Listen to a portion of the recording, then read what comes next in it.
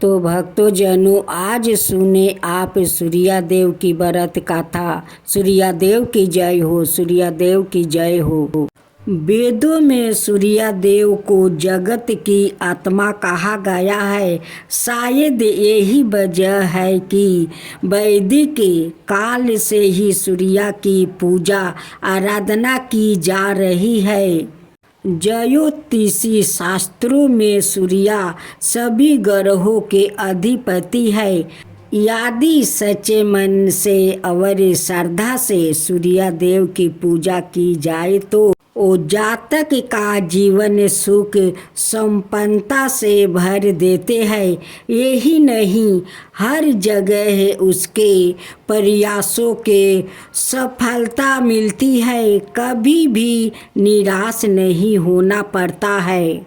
इसलिए कहा जाता है कि अगर केवल सूर्यदेव की ही पूजा कर ली जाए तो जातक पर सभी ग्रह का कृपा करने लगते हैं। आइए जानते हैं कैसे कर सकते हैं सूर्यदेव की पूजा और वो कौन सी गाथा है जिसे पढ़ने से सूर्य देवता धनवान बना देते हैं। अब सुनते हैं गाथा।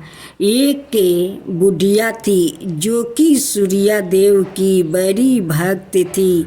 वो हर रविवार को प्रातः काल में स्नान करती, इसके बाद पूरे घर को गोबर से लिपती, फिर भोजन तैयार करती और सबसे पहले उसका भोग सूर्य भगवान को लगाती, इसके बाद ही भोजन करती।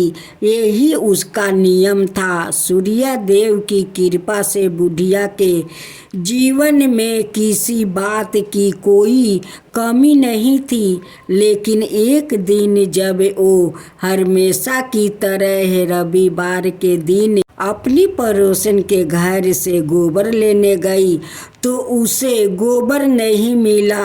तो बुढ़िया ने कहा कि बहन गोबर चाहिए, लेकिन उसने साफ साफ मना कर दिया।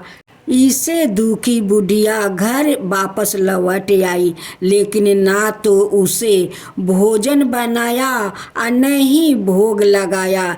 जब रात हुआ तो वो भूखे पेटे ही सो गई। सूर्य देवता ने उसे सपने में दर्शन दिया और उसकी परेशानी का कारण पूछा।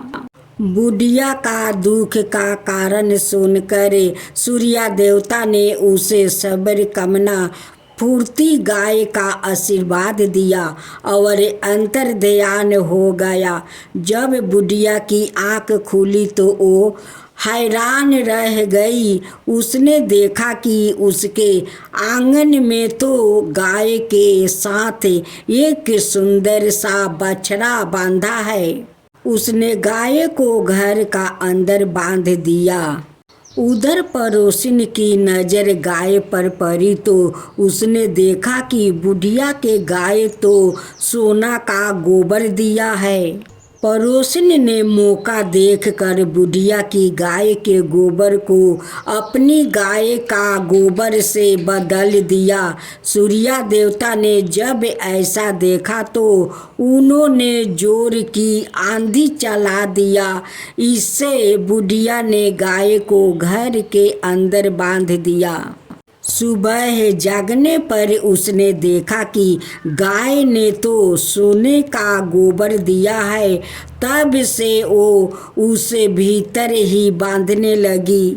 बुढ़िया की पड़ोसिन को उसे देखकर बड़ी ईर्ष्या हुई। वो राजा के पास पहुंची और उसे पूरी बात बताई। यह सुनते ही राजा ने अपने सिपाहियों को भेजकर गाय को अपने यहाँ मंगवा लिया। लेकिन कुछ ही देर में राजा का पूरा महल गोबर ही गोबर से भर गया। राजा ने सिपाहियों को आदेश देकर गाय को बुढ़िया के पास छोड़ने का निर्देश दिया और पड़ोसिन को दंड दिया।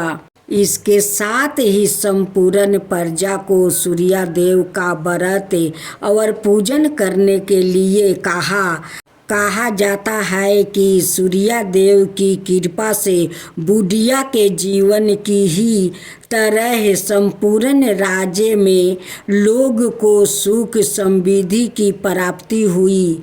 मानता है कि इस व्रत गाथा को सच्ची श्रद्धा से पढ़ने पर धन लाभ तो होता ही है, साथ ही सभी कामनाओं की पूर्ति होती है। शनिदेव की जय हो, शनिदेव की जय हो। भक्तों जनों, आज आप सुने शनिदेव की व्रत कथा। शनिदेव साक्षात रुद्रा है। उनकी शरीर क्रांति इंद्र नीलमणि के समान है। शनि भगवान के शरीर पर स्वर्ण मटुक, गले में माला है और शरीर पर नील रंग के वस्तु सुशोभित है। शनि देव गिद्ध पर सवार रहते हैं। हाथों में कर्म से धनुष, बाण, त्रिशूल और बरमुर्दा धारण करते हैं। वो भगवान सूर्य और छाया सवानी के पुत्रा है। वो कुर्य ग्रह माने जाते हैं। इनकी दृष्टि में क्रूरता का मुख्य कारण उनकी पत्नी का श्राप है। ब्रह्म पुराण के अनुसार बालकाल से ही शनि देव भगवान श्री कृष्णा के अन्याय भक्त थे। वो भगवान श्री कृष्णा के अनुराग में निमग्न रहा करते थे। बाहुबस्ता में उनके पिता श्री ने उनका विवाह चित्ररथ की कन्या से करवा दिया। उनकी पत्नी सती साध्वी और परम तेजस्विनी थी। एक रात्रि वो ऋतु स्नान करे पुत्र प्राप्ति की इच्छा लिए शनि देव के पास पहुंची, पर देवता तो भगवान श्री कृष्णा के ध्यान में लीन थे। उन्हों ब्रह्मा संसार की सुधि ही नहीं थी। उनकी पत्नी प्रतीक्षा करके थक गई। उनका ऋतु काल निष्फल हो गया, इसलिए उन्होंने क्रोध होकर शनि देव को श्राप दे दिया कि आज से जिसे तुम्हें देखेगा वो नष्ट हो जाएगा। ध्यान टूटने पर शनि देव ने अपनी पत्नी को मनाया।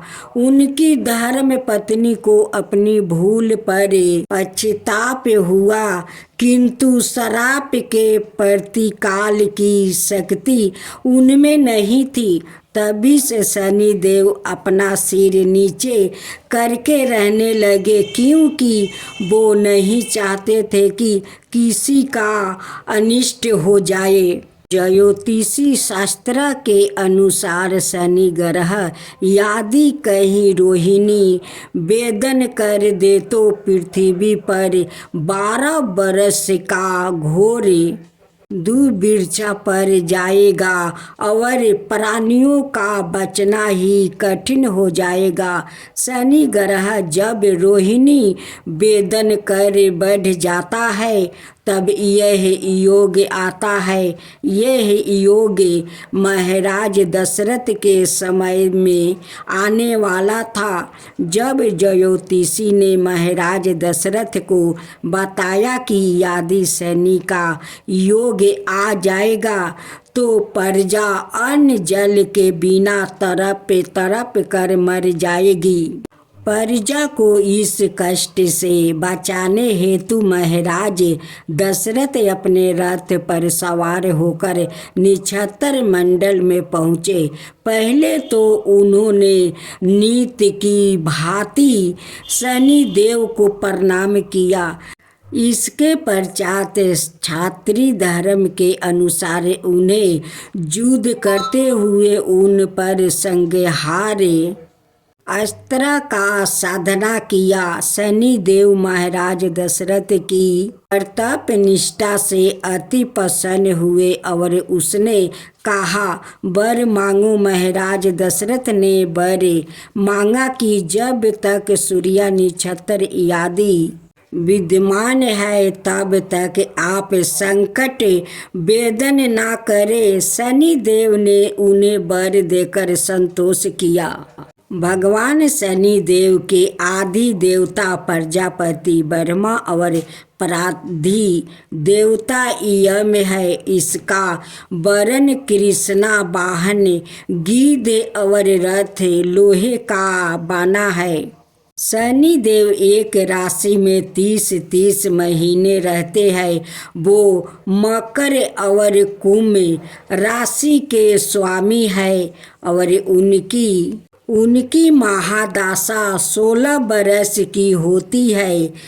इनकी शांति के लिए मृत्यु जैन जप नीलम धारण करे और ब्रह्मा को तिल भैंसे लोहा तेल काला वस्तु नीलम काली गऊ जूता कस्तूरी और स्वर्ण का दाना देना चाहिए।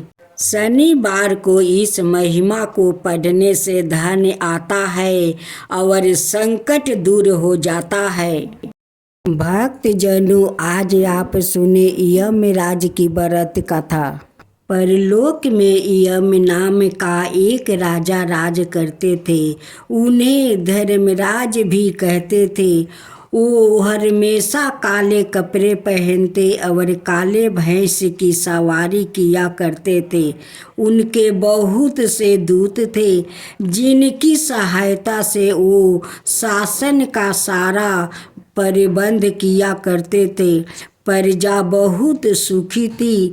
ना किसी को कभी भूख सताती थी ना प्यास। इसलिए इस लोक में पृथ्वी पर रहने वाले मनुष्य अपनी आहु के दिन पूरे करके हंसी खुशी परलोक में रहने के लिए चले जाया करते थे। फिर भी बहुत से मनुष्य ऐसे थे जो परलोक जाने की इच्छा नहीं करते थे।